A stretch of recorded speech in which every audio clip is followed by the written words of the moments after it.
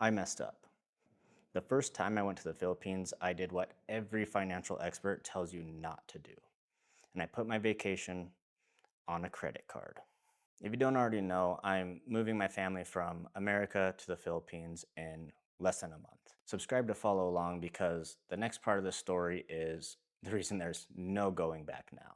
I already knew putting a vacation on a credit card was a terrible idea, but it was important enough to me because I had never met my wife's family and I'd never even been out of the country. I put about $5,000 on that card for the trip. Wasn't the smart financial decision. I don't regret it. What I did next was even more reckless and honestly a big part of the reason we're moving now. I took on a project in a completely different state so that I could make more money earning per diem. And instead of having my wife wait at home for me, we decided to send her and my son ahead to the Philippines. 6 months away from my wife, 6 months away from my 1-year-old son. Now, I want to sit with this part for a moment because I still think about it more than I probably should. You don't really understand what distance does until you're the one living it. There were nights I would just sit in my truck before going inside to collect myself. You start bargaining with yourself. It's for them, it's temporary and it's almost over. Some days it's true. Some days it feels like an excuse you just tell yourself so that you can keep going. The day I actually saw them again, I saw my son's face and he recognized me. I'm not going to pretend like it wasn't one of the best moments of my life. But if I'm being honest, I never want to experience that feeling again. While I'm being honest, it's weird. While my son had grown so much, he just seemed so small. That's a trade I made. And I'd do parts of it again, and other parts I'd do differently. And that's just honesty, not regret. While I was gone, I did pay off a decent chunk of that credit card debt. I also was able to buy 50 chickens for my wife's parents. Nothing crazy, just something to give them some income of their own. Then, on top of that, we did build a small house in the Philippines. Not big, not flashy, just a solid, simple house for her parents. All in, the chicken, the build, the materials, around $15,000. That's money that, if I'm being honest with myself, could have gone towards a down payment on a house here in America. After 6 months apart, I flew back to the Philippines, this time for 3 months. And I mean it when I say this was the best time of my life. I was working remotely from there, actually present, spending time with my wife and watching my son grow. We started planning to stay for good, doing the math and seeing what life could look like permanently. Until we found out my wife was pregnant with our daughter. So back to America we went. 1-bedroom apartment, now 2 kids instead of one.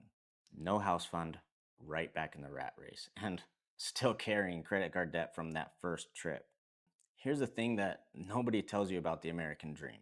Money coming in and money going out end up looking about the same, no matter how much you make. Yeah, you can make more here, but everything costs more here too.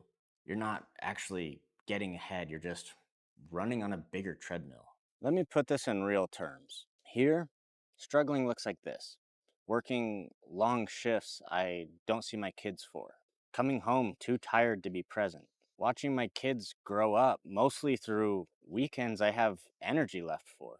Rent alone eats most of a paycheck before anything else even gets touched. There, struggling looks different. It's building something with your hands instead of clocking hours for somebody else.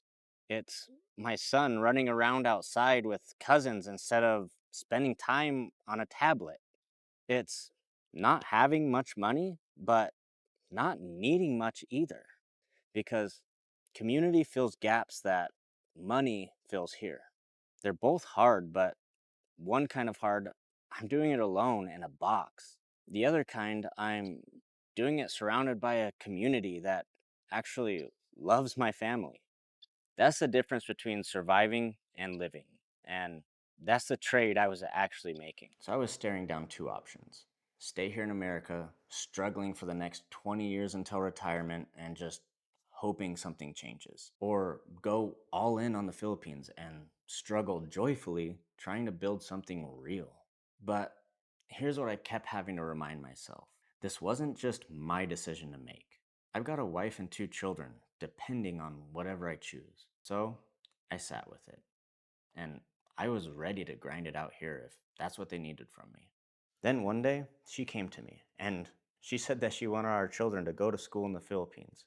She wants them to have the childhood that she had, surrounded by family and around other kids, eating fresh fruit off the tree and playing outside instead of being stuck in a one-bedroom apartment.